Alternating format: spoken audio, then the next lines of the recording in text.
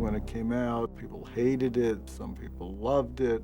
But the only way you can judge, what the real significance of movies are is anybody looking at them 10, 20 years hence. This country, you gotta make the money first. Then when you get the money, you get the power. Then when you get the power, then you get the woman.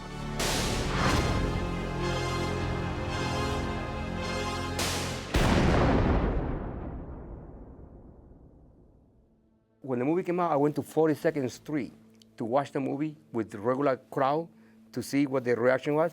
Remember that lady, Martha, in the bed? She's the one that said, "No te muevas, cabroncito." No te muevas, cabroncito. Don't you move, you little shithead. Some people go, "That ugly bitch, shoot that bitch." People laughed out loud at this film. Okay. It was like the collision of emotions. And you would laugh one minute, and the next minute you're going, "Oh my God," and then the next minute you're laughing again because it was just so outrageous. Well, I didn't think we would be quoted as much as we are quoted. Wordsmith to wordsmith, Oliver Stone.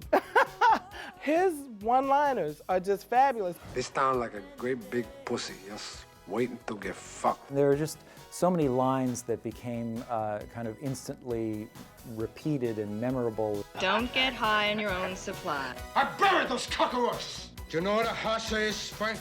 That's a pig that don't fly straight. Another Quaalude, you're gonna love me again. Say hello to my little friend!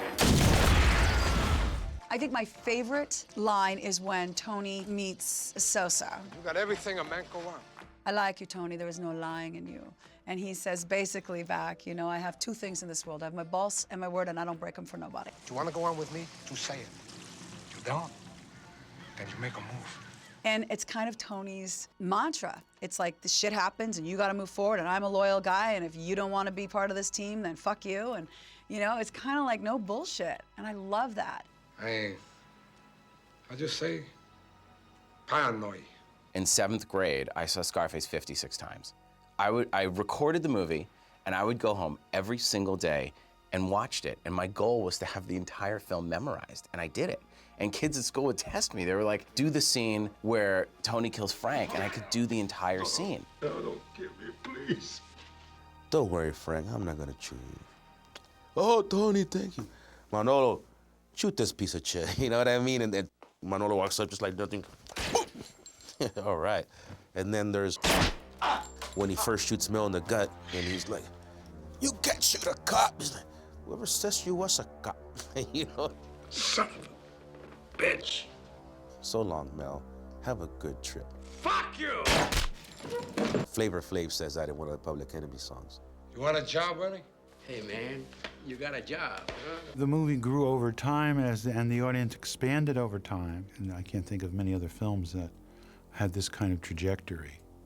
De Palma was kind of just ahead of the curve, tapping into the criminal element down in Florida at the time. Michael Mann was also very interested in that. Just a year or so later, he's developed Miami Vice. Eddie? No! Every time I've gotten within 20 blocks of this Colombian, I've had the pavement pulled right out from under me. I know that, but you know why, Vic? Because you got your head up your culo. That's why. Over the years, Scarface began acquiring this kind of cultural power that I became very much drawn to. I began to see its influence in music and pop culture and on television. You couldn't watch an episode of MTV Cribs at the house of some hip-hop star that didn't have a Scarface poster, that didn't have a Scarface DVD on their shelves. It was watching things like that you realize that, okay, this has taken on a life of its own. The rap artists, they got Scarface. They owned Scarface. It was part of their thing. So when they started expressing their lives in rap, Scarface was part of it. Around the late 80s, I started hearing a lot of people bringing in Tony Montana lines into their rhymes. And then you've seen a lot of cats, a few cats that even portrayed themselves as Tony Montana in pictures and videos. To this day, some guys are still busting out a little Tony Montana here and there in their rhymes. If you listen to the lyrics of rap, it's all about coming up from nothing, balling, making yourself known. I come from the gutter, and I'm making all the right connections. I could go right to the top. The only thing Tony Montana needed was a rap career. You know what I mean? And it would have been perfect. Time is gone. We gotta set our own mark and enforce it. The movie itself became a part of the American culture, and then American culture reflected back parts of the movie. And so it began kind of popping up in references on TV shows. The very first episode of The Sopranos has a reference to Scarface. Cartoons like The Simpsons and South Park have parodies of Scarface. You need people like me so you can punch your f***ing fingers and say, that's the bad guy. So say goodnight to the bad guy. A South Florida teenager used his father's credit card to run away from home and back to Cuba. For more on this story, watch Scarface in reverse. You could turn on something like Law & Order and see Chris Noth talk about a doctor who performs operations. He does plastic surgery. He stitches cops when they don't want to look like Scarface. It's just those constant little references that made Scarface something that became part of the common language. I got ears, Jerome. I hear things.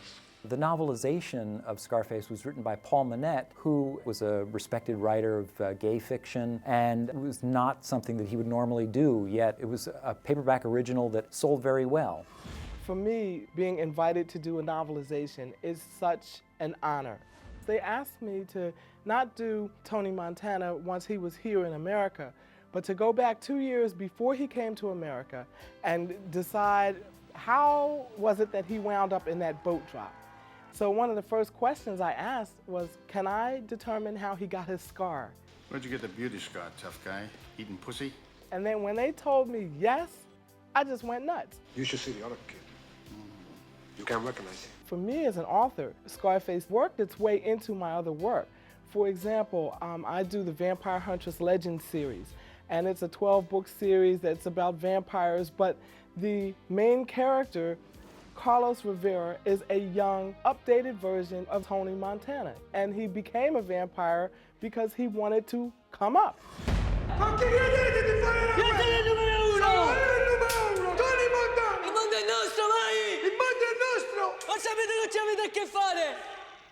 Arrivo Scarface.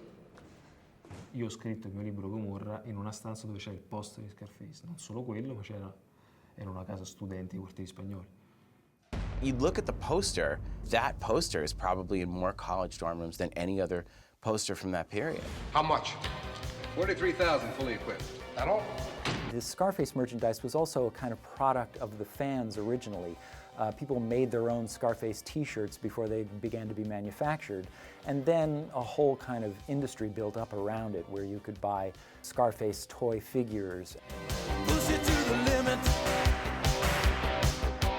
I own a pair of Scarface shoes that have the image of Al Pacino on them. T-shirts with Pacino's face, Scarface, lighters, Scarface. It's just crazy. Who wouldn't want to walk around in Scarface slippers? Eventually there were even video games. Scarface, The World Is Yours sold over 2 million copies the first year it was released. The video game, they were putting out what would have happened to him if he didn't die. And it gave fans and enthusiasts of Scarface a way to channel that energy. And I was one of the malls, the chicas, and when I got asked to do it, I mean, it was just like incredible. Did you find that in a fortune cookie? Yeah, they called us up one day to come down and do some voiceover stuff. So I was like, yeah, cool, man, for Scarface, yeah, whatever. So I went. And basically, you know, all they wanted me to do was just sit there and curse a bunch of stuff, you know, in Cuban slang. So I was like, shit, no problem, man. Vete pa la pinga, come mierda, tú no sabes mierda. And that's basically go to hell, shithead, you don't know shit. If you look at the internet, there are many versions of Scarface edited in different ways. There are 3-minute YouTube videos that tell the entire story of Scarface solely through the use of the word fuck. Fucking. Fucking fuck you. Fuck me. Fuck fucking fucking fuck. We fucked up. You fucked up. I don't give a fuck. Fucking fuck. Can't you stop saying fuck all the time? Fuck you! To me, it's like everything goes back to Scarface. Come here, give me a kiss. When you're looking at other films too, like Inglourious Bastards, you can see just a slight nod to the De Palma film. I never spoke specifically with Quentin about Scarface tying into the ending of Inglourious Bastards, but now that you think about that ending with Tony Montana just shooting and them going down in flames. I know that De Palma is Quentin's idol, so there's no way that that doesn't seep into there somewhere. You still got the money? Yeah. And I got the yayo. There's a level on which Scarface spawned the documentary that was made, Cocaine Cowboys. And it's because of the incredible success and popularity of Scarface that we were able to make Cocaine Cowboys, a documentary that told the real story of Scarface in Miami and the cocaine wars in the 1980s. You stay loyal in this business, you're gonna move up. You're gonna move up fast. Fa parte della tua vita perché è una quotidianità, un modo di parlare, un modo di essere che senti intorno a te, che vedi, che ascolti, in alcuni casi che ambisci ad essere. The world, Chico. And everything in it. This is a happy ending that it is now. That where it's gotten to is to that place of approval. And it just lives on its own forever. Forever. And that's the great thing, is that they can't take it away from us. Because the movie's great, and it lives through time. That's why you've got to make your own moves. You have to live through the rejection, people not understanding, people not seeing, and survive it, and hope you can go on and make another movie. In all the films that I've made, there have been 30-some-odd films. This was probably the most interesting film I've made. Oh, Tony. You can empathize with another character who in real life you would never go near, but recognize elements of your own humanity or psychology in this depiction. So it's this kind of collective unconscious thing that the whole audience shares. All I have in this world is my balls and my word, and I don't break them for no one. I think there is a Scarface nation. There is a whole culture that has grown up around Scarface, and it brought that ethos and hip-hop culture and pop culture all together. The one thing that you have to say about Scarface is that it is exciting. And that in and of itself is a huge accomplishment. At 17, it was my favorite movie, and to this day, it's still my favorite movie, with all of the movies I've seen in between, because of what it represented to me. It's to the land of opportunity. And to this day, whenever I get a little depressed in this business and things like that, I don't always go back and watch the little artsy-fartsy movie. I'll go watch Scarface, because Scarface would fuel me to want to make movies like that and tell those type of stories about those type of guys. You need people like me. Say goodbye to the bad guy. You'll never see a bad guy like this ever again. I told him about that! You fuck with me, you fucking with the bad!